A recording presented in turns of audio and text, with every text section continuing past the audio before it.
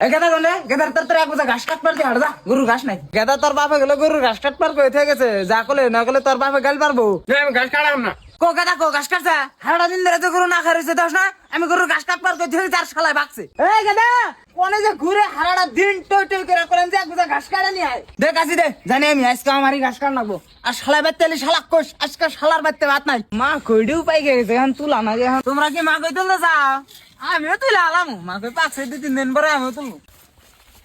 এ মা কই আগা গাড়ে গেরা আমি তো সবাই গেলাম গাছের গাড়ি আগা গাড়ে না যাই গরু ছাগল খাবনি। তুমি আরে মা কই আগা কাটতেছো গা তুমি কারো গে কাটতেছো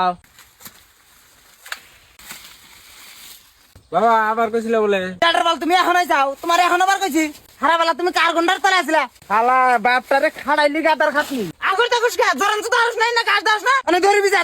একটি বোঝা বান্ধে এক বোঝা বান্ধে নিয়ে যাও আমি আরেক বোঝা গাড়ি নিয়ে আইতেছি যা এ বাপ করে বলে কাম করে এ বাপ করে সব কামে মতো খালি ঢিলাম ঢিলাম বাবা তুই মানুষের জাতীয়স নাই তুই মানুষ হতে পারস না শালা কুকুর ওটা ওটা দমনা না ছাড়তে ছাড়তে নেবে না দুঃখ পাবি